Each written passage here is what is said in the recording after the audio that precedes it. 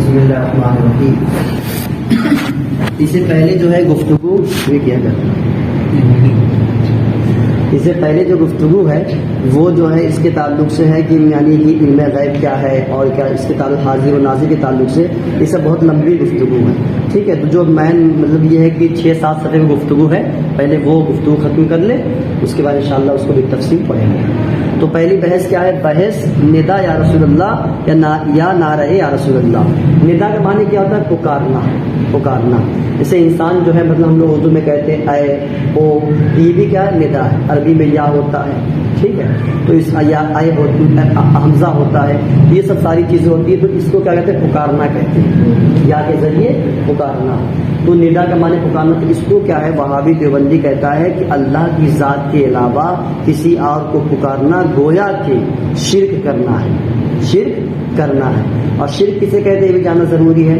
شرک یہ ہے کہ اللہ تبارک تعالیٰ کی ذات و صفات میں، ذات میں بھی اور صفات میں بھی کسی کو شریک ٹھہرانا. ذات کا مطلب کیا ہوا؟ کہ اللہ تبارک تعالیٰ ہر عیب سے پاک ہے. اللہ تبارک و تعالیٰ کے نہ ہاتھ ہے، نہ کلتے پیر ہے، نہ کچھ بھی نہیں ہے، تو یہ ذات ہوا. تو کسی کو اس طریقے سے بنا دینا تو یہ ذات میں شریک ٹھہرانا ہوا. اور صفات میں شریک ٹھہرانا مطلب کیا ہوا؟ کہ اللہ تبارک تعالیٰ انسانوں کو پیدا کیا، اللہ تبارک رزق دیتا ہے، تو یہ کیا ہے؟ صفات ہے.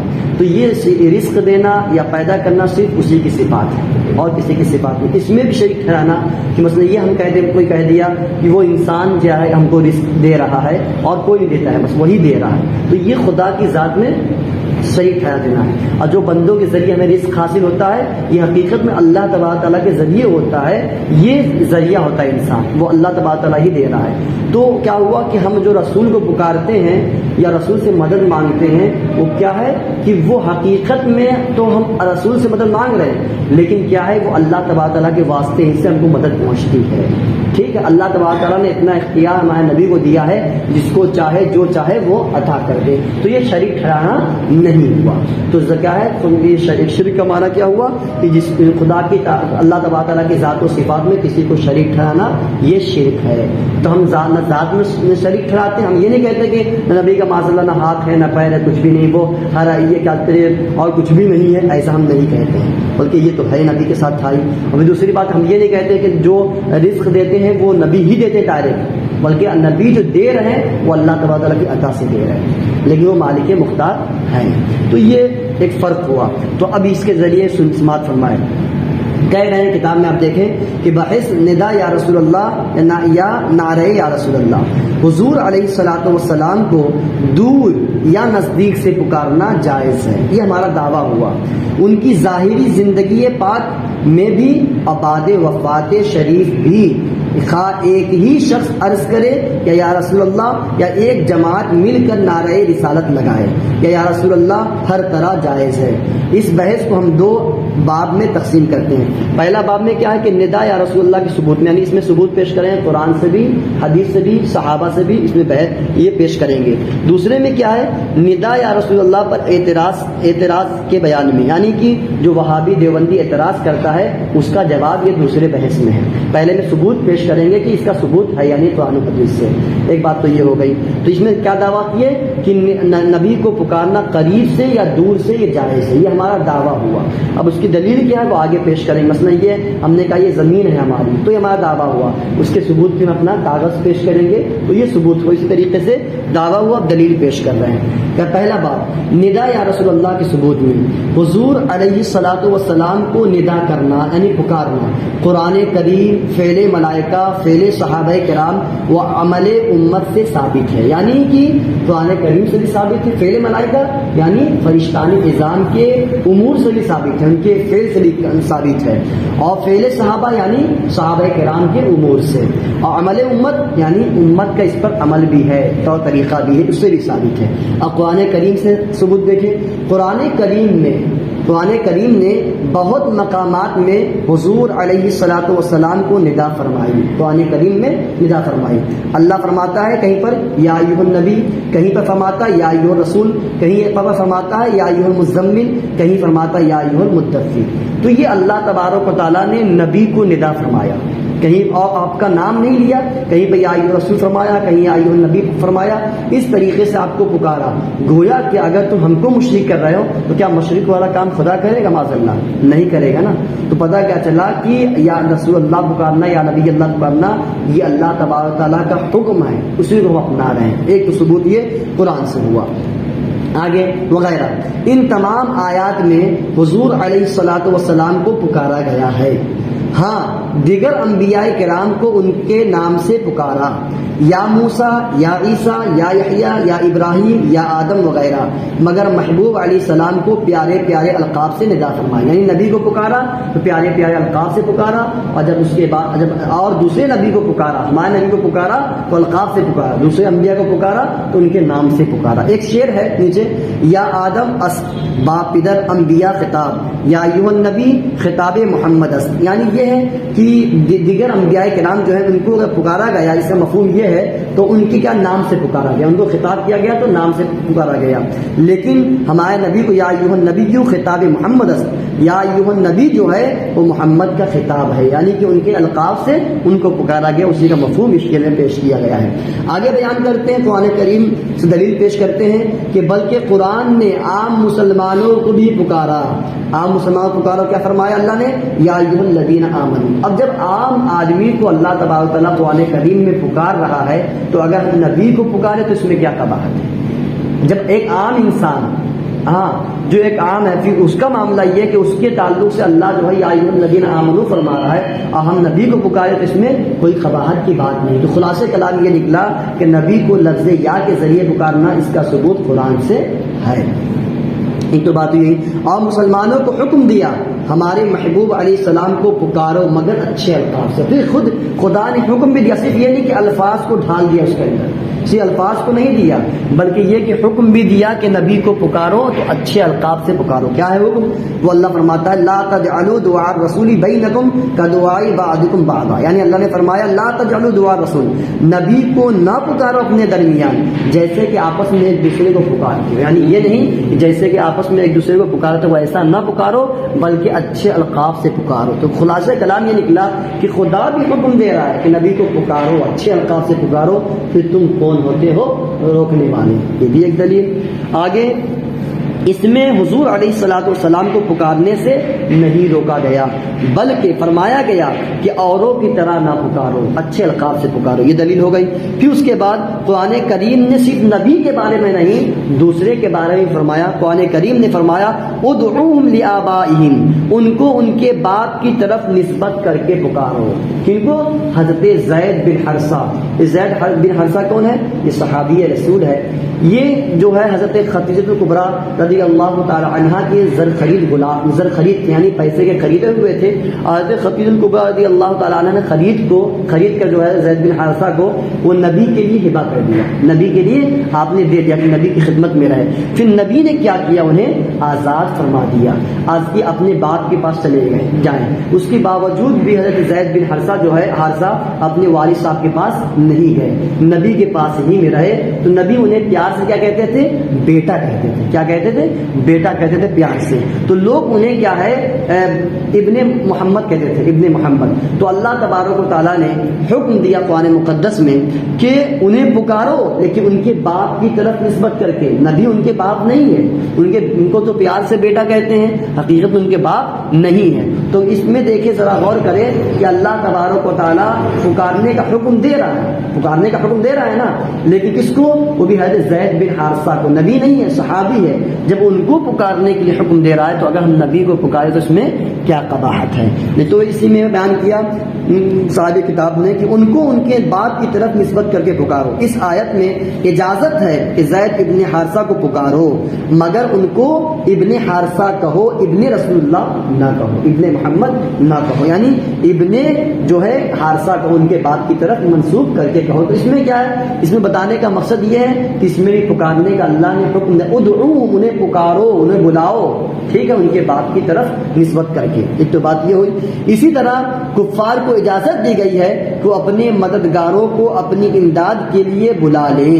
وَادْعُوهُمْ شُهَدَاءَكُمْ مِن دُونِ اللَّهِ إِن كُنتُمْ صَادِقِينَ، یعنی اپنے تم گواہوں کو، اپنے ماننے والوں کو بلا لو اللہ کے علاوہ اگر تم سچے ہو. یعنی بھائی یہ قرآن کی مثل کوئی بھی ایک آیت پیش کرنے کے لیے. اس میں بھی کیا ہے، دیکھو اللہ تبارک تعالیٰ نے انہیں حکم دیا، کنہیں حکم دیا؟ کفار کو، کہ وہ اپنے علاوہ کسی کو بھی مدد کے لیے بلا لیں. تو خلاصہ کلام ان آیت کریمہ کا یہ نکلا کہ نبی کو پکارنا یہ درست ہے، اور اس کا ثبوت کہاں سے؟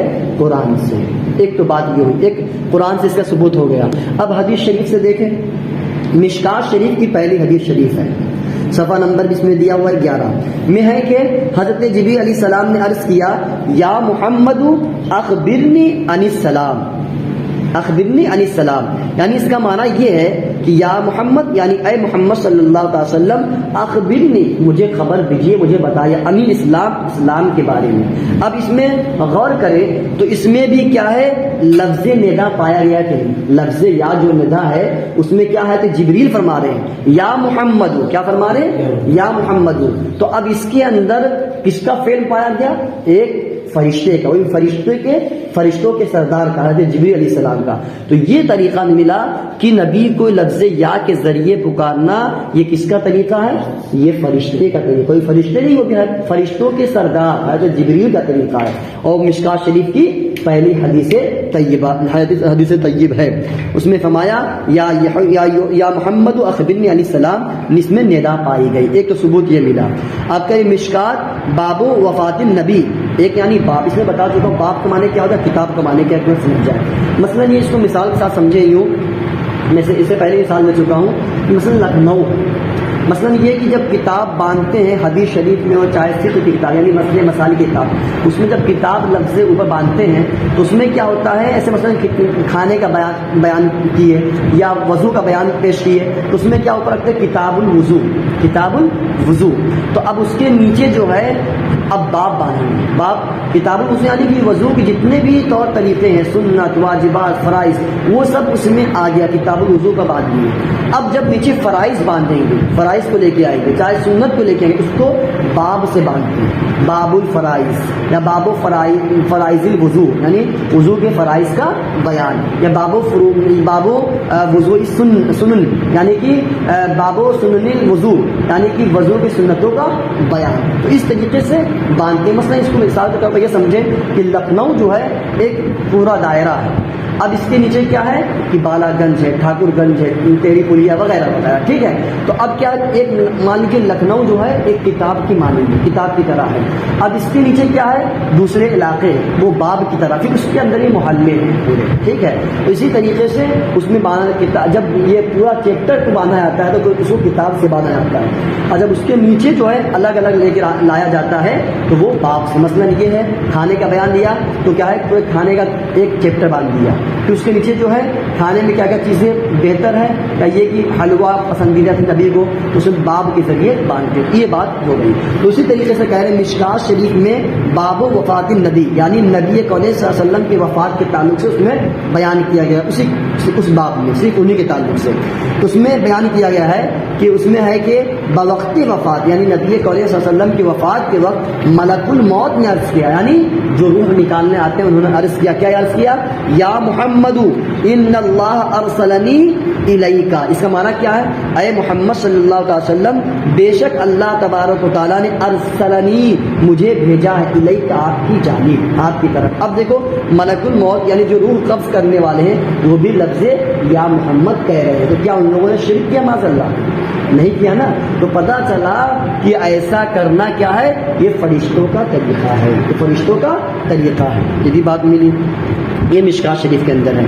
ابن ماجہ باب و صلاۃ الحاجہ، یعنی کہ حاجت وہی ضرورت کے معنی میں ہے، کسی انسان کو ضرورت ہو جائے تو مانگنے جائے، کچھ طلب کرنے جائے تو وہی حاجت کے معنی میں ہے.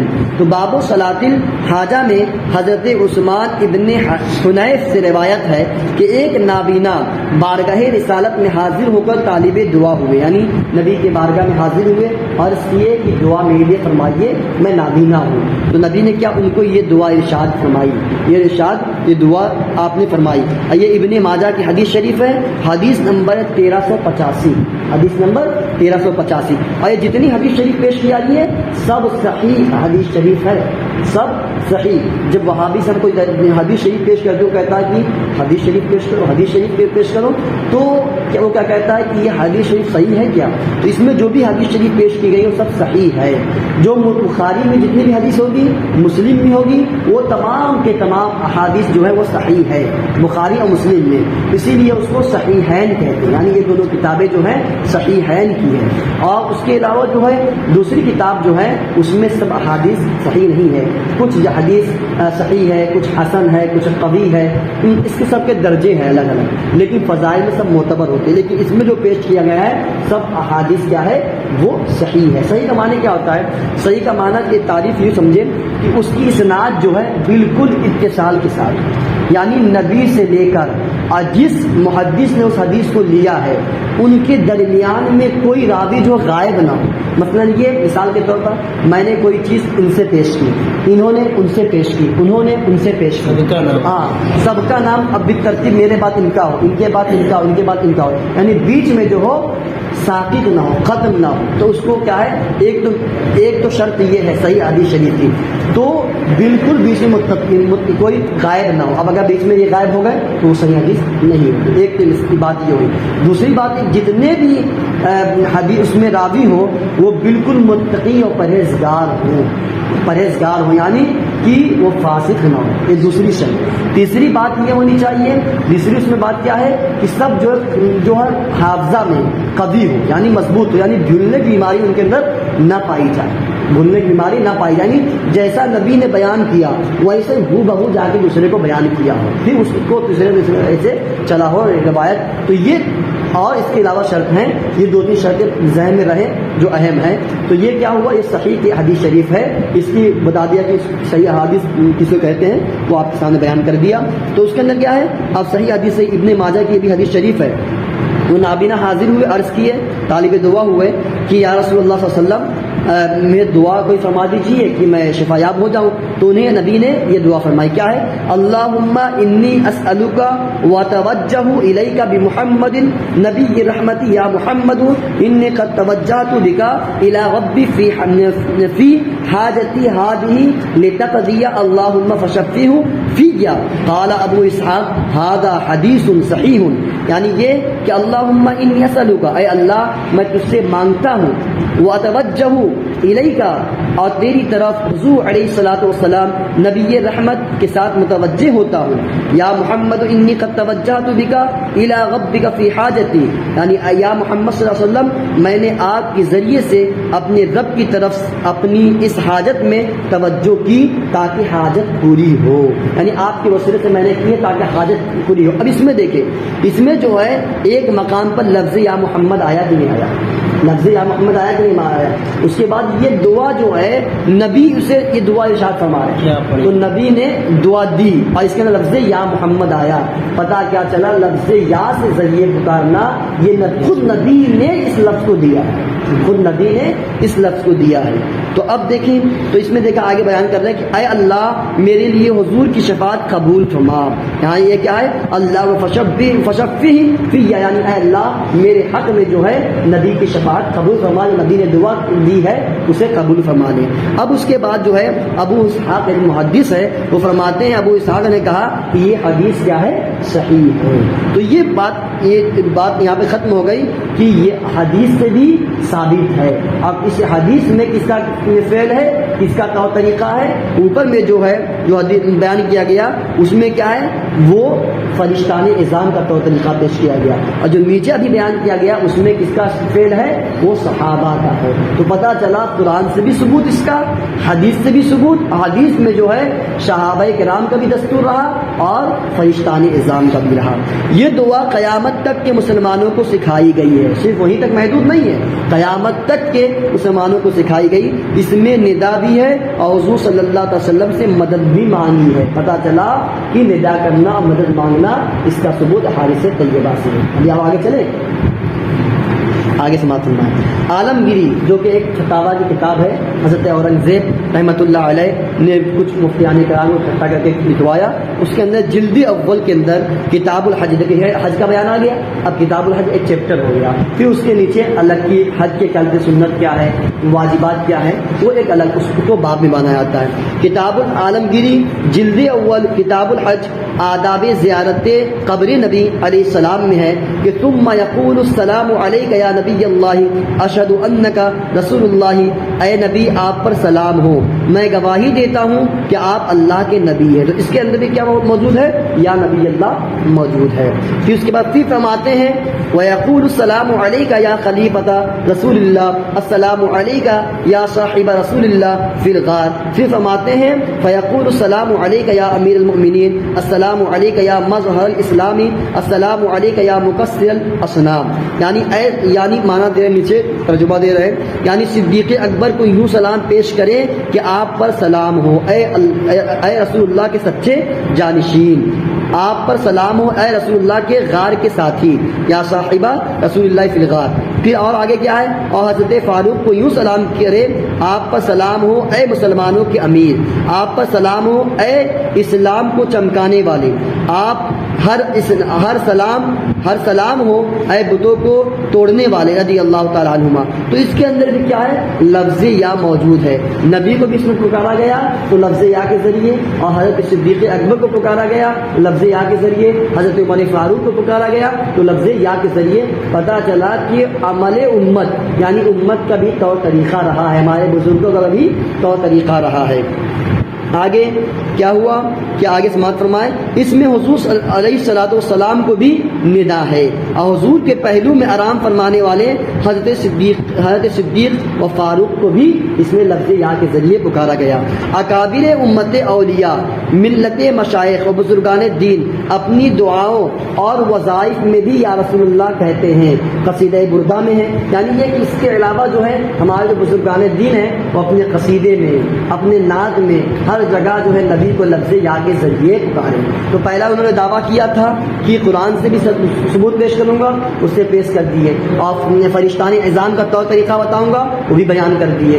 حدیث اور یہ کہ صحابہ کرام کا دستور بیان کروں گا، وہ بھی بیان کر دیے. اب عمل امت بیان کر رہے کہ امت کا عمل اس پر کیا ہے، وہ بیان کر رہے. قصیدہ بردہ میں کیا ہے کہ یا اکرم الخلق مالی من الود به سواک عند حلول الحادث العممی. یعنی اس کا ترجمہ دے رہے نیچے، اے بہترین مخلوق آپ کے سوا میرا کوئی نہیں. بہترین مخلوق، سب سے بہترین مخلوق کون ہے؟ وہ میرے نبی کون صلی اللہ علیہ وسلم کہ مصیبت عامہ کے وقت جس کی پناہ لوں. تو اس کے اندر بھی قصیدہ بردہ میں کیا ہے؟ لفظ یا ہے، یا اکرم الخلق. تو اس میں بھی لفظ یا کے ذریعے کس کو پکارا گیا ہے؟ مخلوق میں سب سے بہتر معظم کون ہے؟ ہمارے نبی ہے، تو ہمارے نبی کو اس کے اندر پکارا گیا ہے. پھر اس کے بعد حضرت امام زین العابدین فرماتے اپنے قصیدہ میں، قصیدہ کا معنی کیا ہوتا ہے؟ تعریف کرنا. نبی کی تعریف کی گئی ہے تو اس کو قصیدہ کہتے ہیں. تو اب کیا ہے؟ حضرت امام زین العابدین جو حضرت امام حسن کے ساتھ، حضرت امام حسین کے ساتھ گئے تھے، آپ کے صاحبزادے تھے، سب کو معلوم ہے.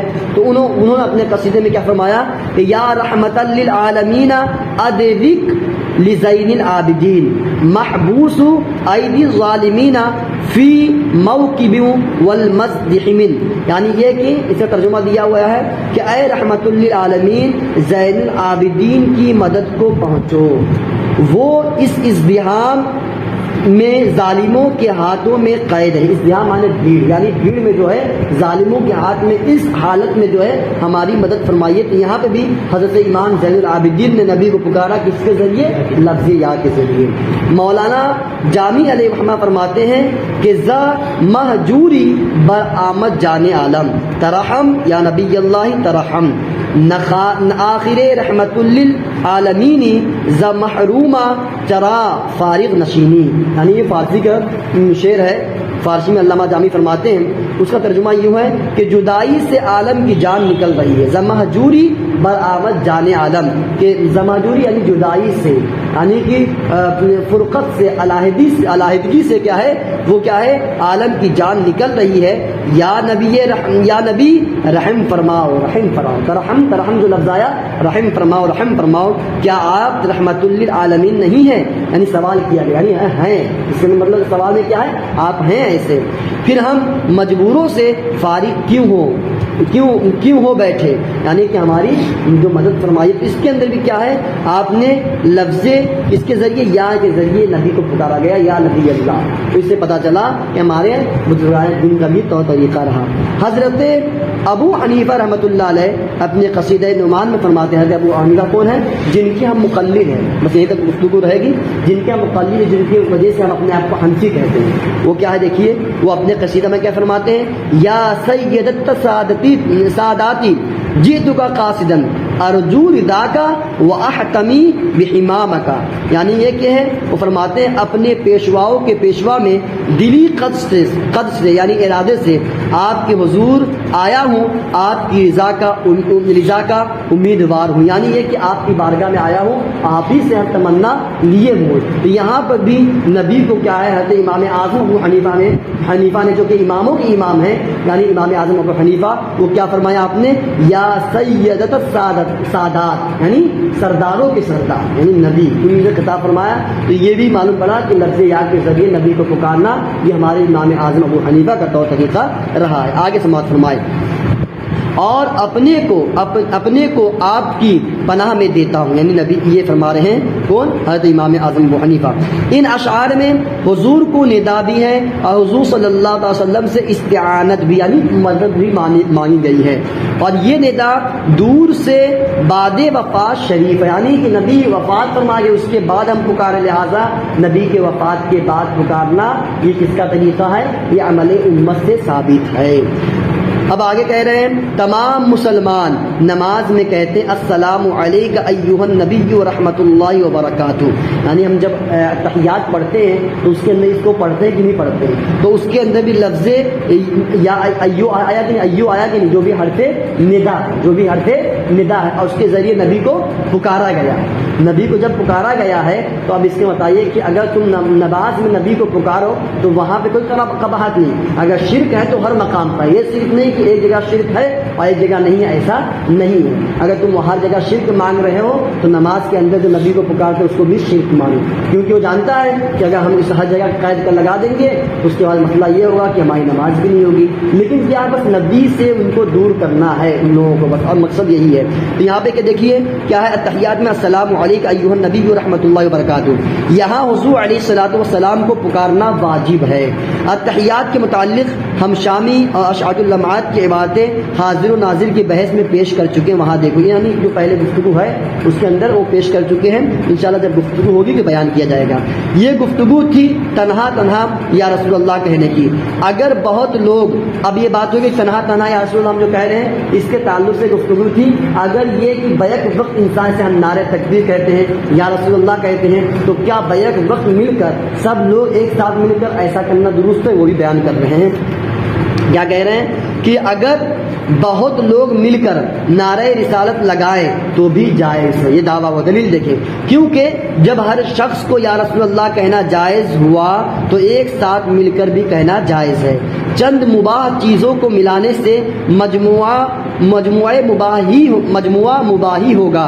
جیسے بریانی حلال ہے، مثلا یہ کہ کہہ رہے ہیں کہ چند مباح جسے کہتے ہیں، مباح یعنی جس کا کرنا نہ کرنا کوئی نہ ثواب ہو نہ کوئی عذاب، نہ ثواب ہو نہ عذاب ہو، مباح ہے. تو کہہ رہے ہیں کہ مثلا یہ کہ چاول جو ہے ایک الگ چیز ہے، اور جو چاول بریانی میں گوشت ملایا جاتا، گوشت رکھتے ہیں، اور اس کے علاوہ جو ہے چاول رہتا ہے، مسالے رہتے ہیں، یہ ساری الگ الگ چیز ہے. جب یہ الگ الگ چیز تھی تو بھی کیا مباحی تھی، اور جب اس کا مجموعہ بریانی ہو گئی تو یہ کیا ہے، مباحی.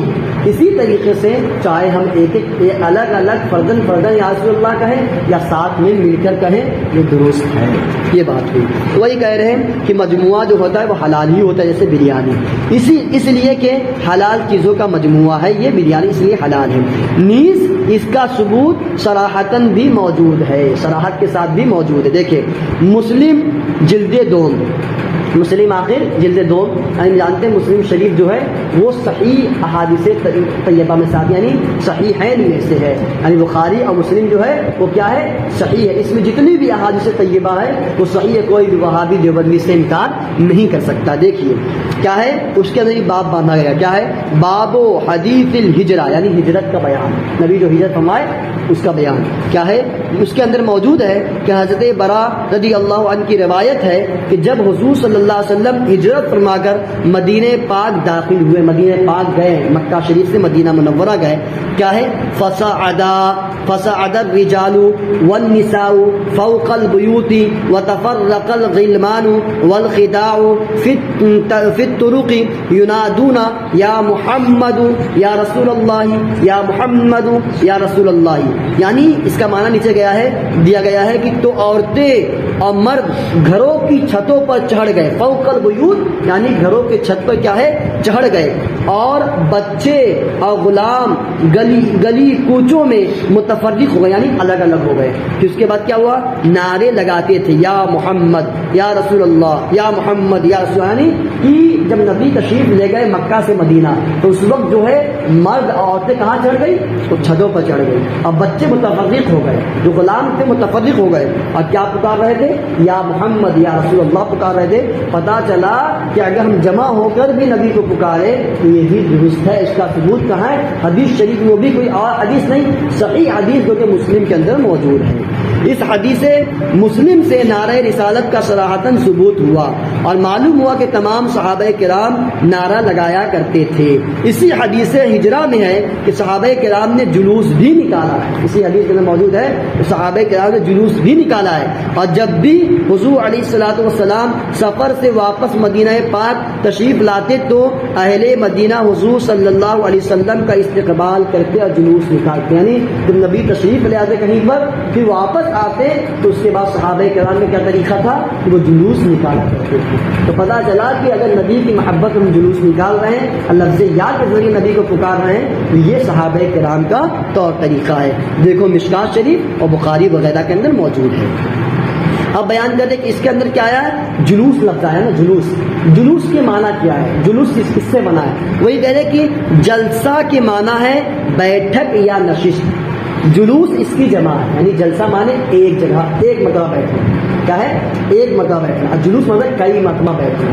اس کے معنی کیا ہے بیٹھک نشست کے ہوتے ہیں، یعنی ہم گفتگو کر رہے ہیں، یا یہ کہ ہم اس مقام پر ابھی ہیں کسی اور مقام پر چلے گئے تو اس کا جلوس کہیں گے، اور ایک ہی مقام پر ہے تو اس کو جلسہ کہیں گے۔ وہی بیان کر رہے ہیں کہ جلسہ کیا ہے، کہ اس کی جمع کیا ہے جلوس ہے۔ تو کہہ رہے جیسے اس کی مثال دے رہے کہ اس میں عربی میں صرف ایک ہی ایسا لفظ نہیں ہے بلکہ اور معنی بھی ایسے آتے ہیں، جیسے جلدہ کے معنی کیا ہے، جلدہ کی جمع کیا ہے جلود، اسی وزن پر ہے اسی وزن پہ کیا ہے جلسہ کی جمع کیا ہے جلوس، اسی طریقے جلدہ کی جمع کیا ہے جلود ہے، بمعنی کوڑا۔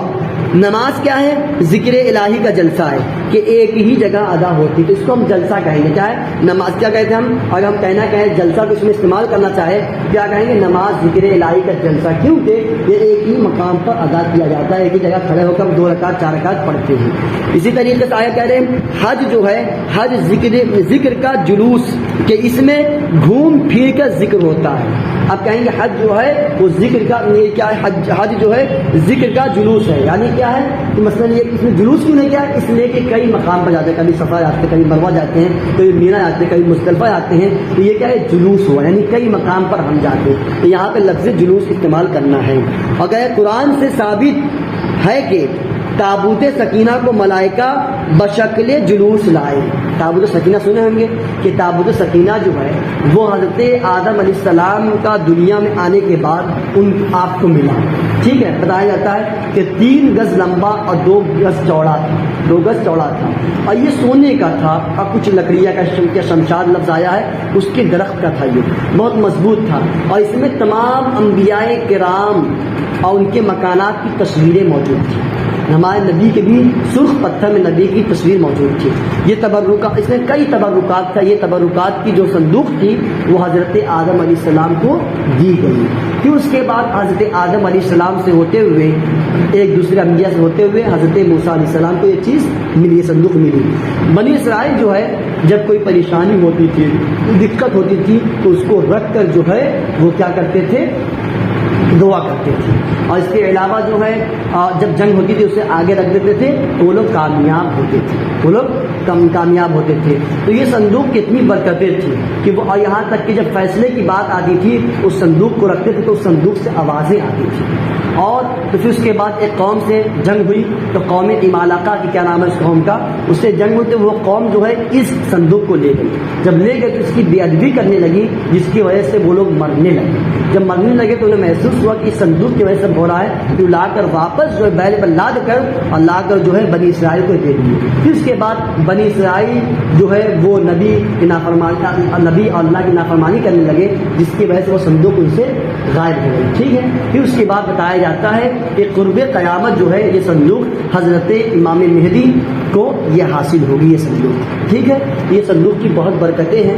تو وہی کہہ رہے ہیں کہ یہ تابوت سکینہ کو وہ ہے ملائکہ جو ہے بشکل جلوس لائے، یعنی کئی مقام پر رکھ کر لائے، کئی مقام پر، اور یہ انہوں نے حفاظت کی فرشتانی نظام لی۔ تو لفظ جلوس کی یہاں مفہوم بیان کیا گیا کہ لفظ جلوس جو ہے وہ کس معنی میں ہوتا ہے، لہٰذا اگر ہم کئی معنی پر رکھیں، یہاں پہ تھوڑی دیر ہم جلوس نکالیں پھر آگے چلے جائیں تو یہ معنی ہوا جلوس کا۔ اب کہہ رہے ہیں بوقت ولادت پاک اور معراج میں فرشتوں نے حضور کا جلوس نکالا، یعنی یہ صرف نہیں کہ ہم نکال دیتے کہ بوقت ولادت یعنی نبی کی پیدائش کے وقت جو ہے، اور معراج میں جانے کے وقت فرشتان نظام نے خود نبی کا جلوس نکالا۔ اچھوں کی نقل کرنا یعنی اچھوں کا مطلب اسی طریقے سے اپنانا، وہی طریقہ اپنانا کیا ہے، یہ بھی باعث ثواب ہے، لہٰذا یہ جلوس اس اصل کی نقل ہے اور باعث ثواب ہے۔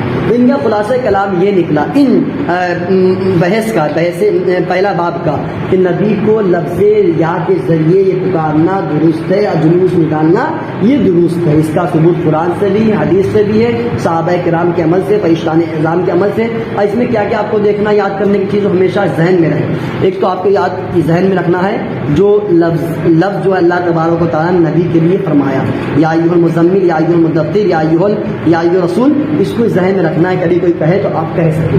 اور دوسری بات جو مشکوٰۃ شریف کی حدیث شریف ہے، جبریل نے عرض کیا، اس کو رکھنا ہے۔ اور جو اس کے علاوہ جو ہے جو ملک الموت نے عرض کیا اس کو ذہن میں رکھنا ہے۔ یہ چند باتیں، اور اس کے علاوہ جو جلوس والا بھی ذکر ہوا ہے اس کو ذہن میں رکھ لیں گے تو بہت فائدہ ہوگا۔ اور جو یہ جو ہمارے بزرگان دین کا طور طریقہ ہے، حضرت امام اعظم ابو حنیفہ کا، علامہ جامی کا، امام زین العابدین کا، اگر اس کو بھی رکھے ذہن میں تو اچھی بات ہے، ورنہ یہ وہابی تو اس کو نہیں مانے گا، وہابی اس کو نہیں مانے گا، لیکن رکھے تو اچھی بات ہے ذہن میں۔ لیکن یہ چند باتیں آپ لوگ ذہن میں ضرور رکھیں۔ یہ تو گفتگو ختم ہو گئی، انشاءاللہ کل جو ہے وہ گفتگو کس پہ ہوگی، جو وہابی اس پہ اعتراض کرتا ہے اس کا جواب کس طور پر دیا جائے گا، کیسا اعتراض کرتا ہے اور کہاں کی باتیں کہاں تھی وہ کہاں لائق فٹ کرتا ہے، وہ انشاءاللہ تبارک و تعالیٰ کل بیان کی جائے گی۔